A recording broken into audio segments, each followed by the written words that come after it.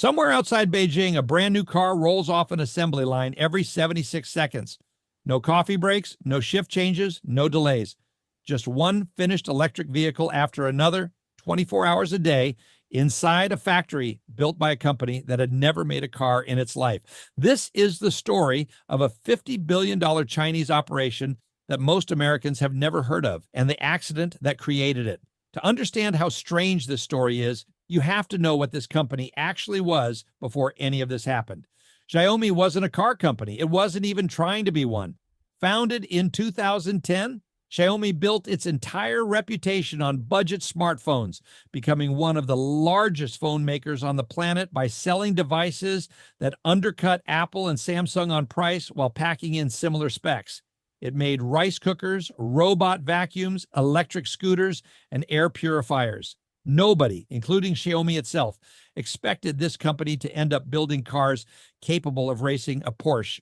Then, in January 2021, in the final days of the outgoing Trump administration, the Pentagon quietly placed Xiaomi on a military blacklist. Not a weapons manufacturer, not a state defense contractor, a phone company.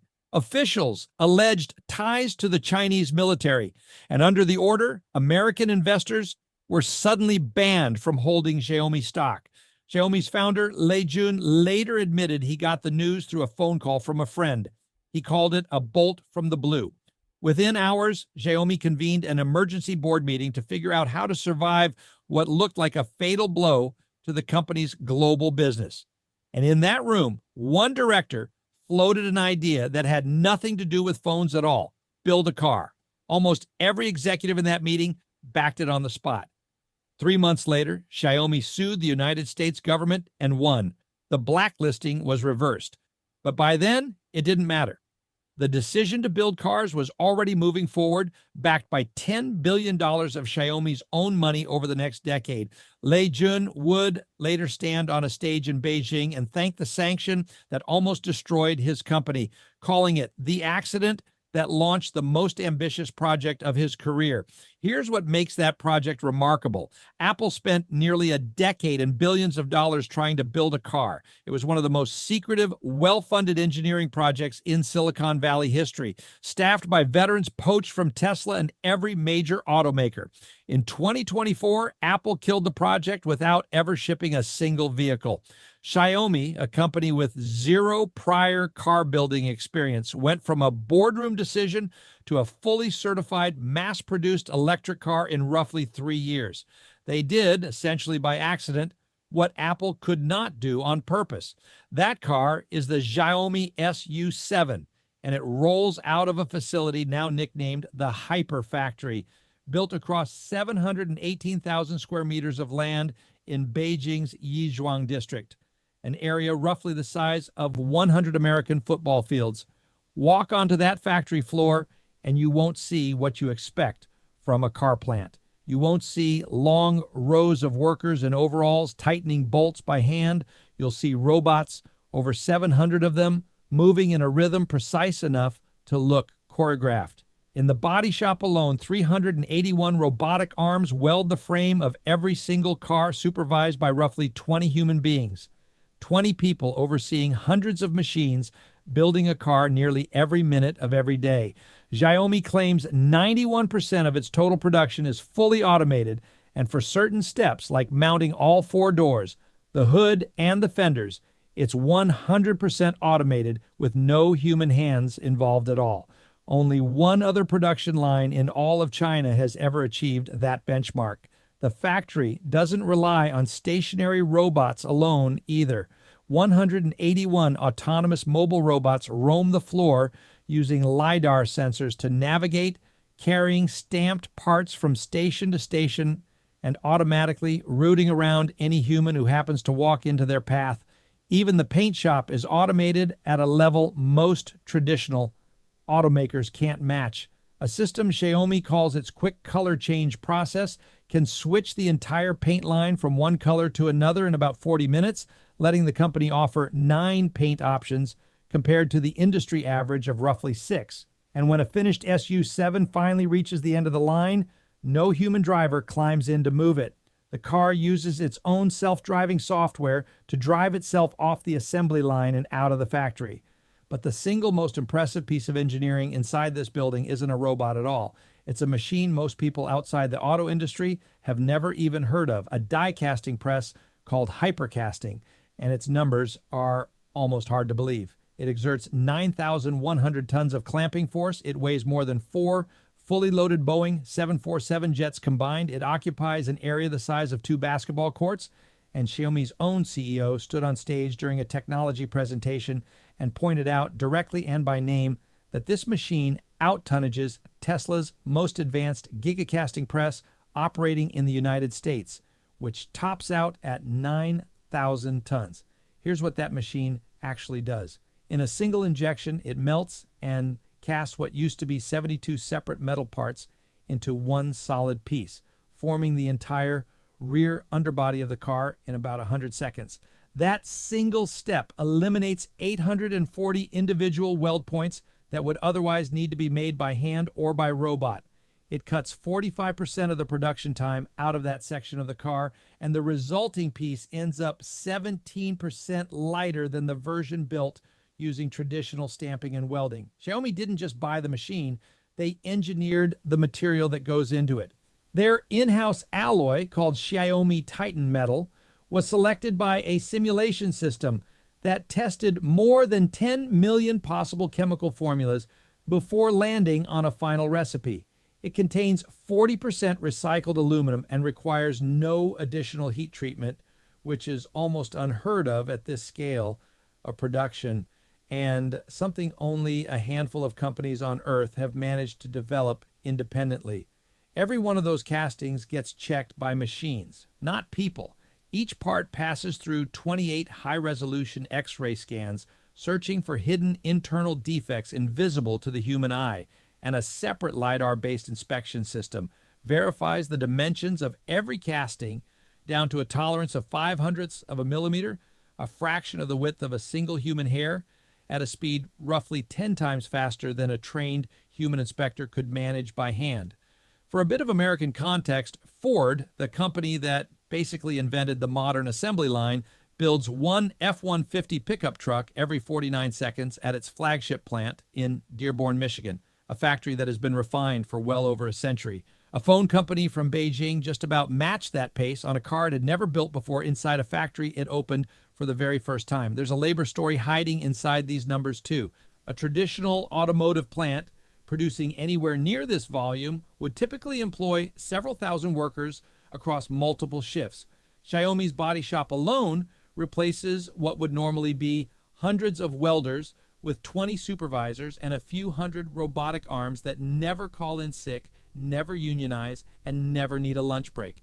It's a preview of what manufacturing looks like when automation, not cheap labor, becomes the actual competitive advantage. Xiaomi didn't build this factory purely to sell cars either. The company's real strategy is bigger than that. Every SU7 runs on the same operating system, HyperOS, that powers Xiaomi's phones, smart speakers, and home appliances, letting a customer's car sync with their house and their pocket the moment they get in. The car isn't just a car to Xiaomi. It's another screen in an ecosystem the company has spent over a decade building, which is part of why Xiaomi was willing to lose money on every single unit just to get the hardware into people's driveways. Now here's the twist. Most viral videos about this factory conveniently leave out, and it matters because it changes the entire story. Xiaomi's factory is genuinely impressive, but it is not actually the fastest car factory on Earth. Tesla's Gigafactory in Shanghai reportedly builds a Model 3 or Model Y in as little as 40 seconds, nearly twice the speed of Xiaomi's line. Across Tesla's entire global network of factories in California, Texas, Germany, and China, the company produced over 1.6 million vehicles in 2025 alone, which averages out to roughly one car every 19 seconds when you combine every plant. And BYD, the Chinese EV giant that has now overtaken Tesla as the world's best-selling electric automaker, runs a newer factory in Shenzhen that reportedly builds a car every 60 seconds, churning out about 1,280 vehicles a day more than 400,000 a year from that single site. Across all of its factories combined, BYD sold roughly 2.25 million vehicles in 2025, compared to Tesla's 1.64 million, making a company most Americans still can't name the best-selling electric automaker on Earth. So the real story here isn't that Xiaomi builds the fastest car on the planet. The real story is that a phone company with zero manufacturing history is now close enough to compete with Tesla and BYD on their own turf after only 3 years in the business, while those companies have had over a decade to refine their production lines. It's also a gamble that is costing Xiaomi enormous amounts of money. When the SU7 launched in March 2024, Xiaomi received 88,000 pre-orders in the first 24 hours alone, blowing past its original full-year sales target of 76,000 cars before most buyers had even received their vehicle. Demand was so intense that wait times for a new SU7 stretched beyond 40, sometimes 50 weeks, even with the factory running double shifts around the clock. When Xiaomi opened hiring for its new automotive division, it received roughly 380,000 job applications for a fraction of that number of positions. The car itself starts around $29,000, undercutting the equivalent Tesla Model 3 sold in China by roughly $4,000, while advertising significantly more driving range per charge. But Xiaomi's own CEO has openly admitted the company loses money on every single car it currently sells. He stated publicly that Xiaomi needs to reach 300 to 400,000 vehicles a year in production just to break even on the automotive division. By 2025, annual deliveries had climbed to around 411,000 vehicles, and revenue from Xiaomi's electric vehicle and new technology segment surged over 200% year over year. The bet appears to be working, but the company is still spending its way toward profitability rather than sitting on top of one. There is a darker chapter to this story that most hype videos skip entirely, and it deserves to be told honestly rather than glossed over for views. On March 29th, 2025, a Xiaomi SU7 traveling at 72 miles per hour on a highway in Anhui province was operating in the car's Navigate on autopilot mode as it approached a road construction zone. The system detected an obstacle, issued a warning, and handed control back to the driver just seconds before impact. The car struck a concrete barrier at over 60 miles per hour and caught fire. 3 female university students inside the vehicle died. Reports circulating on Chinese social media alleged that the doors locked automatically and would not open after the crash, though Xiaomi maintained an emergency manual release existed, and the exact sequence of events inside the cabin during the fire remains disputed to this day. The company's stock dropped roughly 5% in the aftermath, and Chinese traffic safety officials publicly urged drivers nationwide to rely less heavily on driver assist technology. It's a moment that closely echoes the years of scrutiny Tesla's own autopilot and full self-driving systems have faced in the United States, a reminder that manufacturing speed and automation are not the same thing as a solved safety problem. And here is the part of this story that ties everything directly back to America. The reason this factory should matter to you, even if you never set foot in China. You cannot buy this car in the United States, and you almost certainly never will under current policy. Since September 2024, the United States has imposed a 100% tariff on Chinese-made electric vehicles under Section 301 trade law, a policy the European Union and Canada have since echoed with tariffs of their own on Chinese EVs layer additional duties on top of that base tariff, and the effective rate on a Chinese electric vehicle entering the United States now runs past 110%.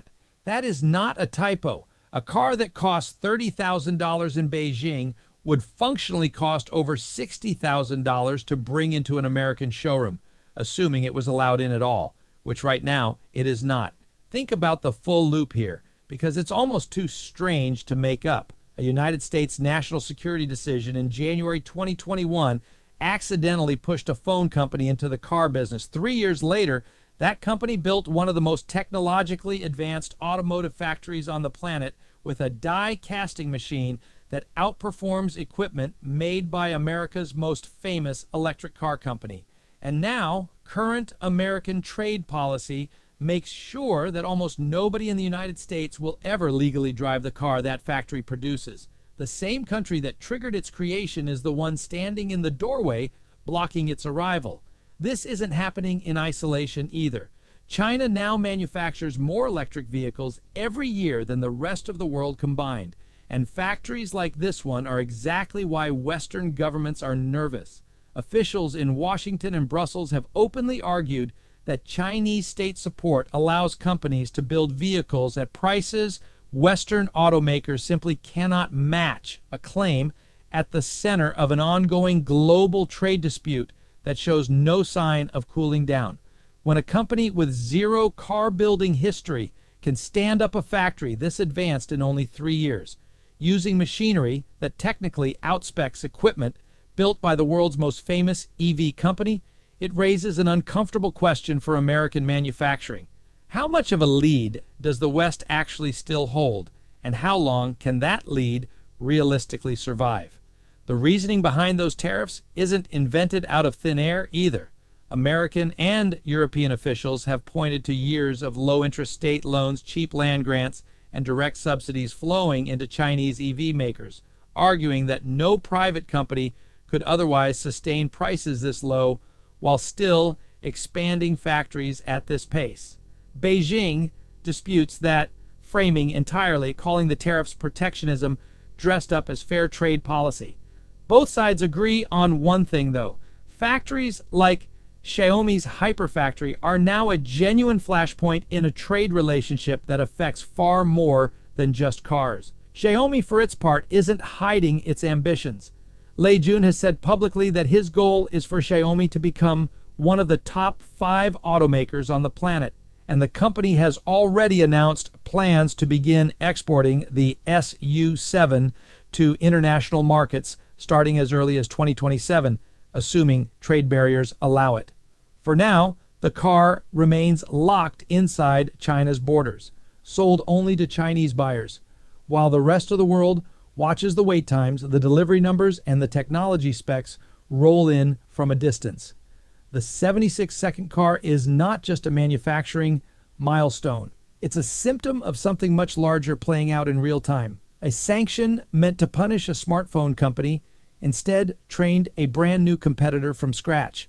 A factory built to prove a point during a moment of corporate panic is now producing hundreds of thousands of cars every single year, and a country that has never allowed a single one of these vehicles onto its own roads is currently watching its own trade policy attempt to hold back a wave that started with nothing more than a single phone call in January of 2021. The question isn't whether China can build cars this fast anymore.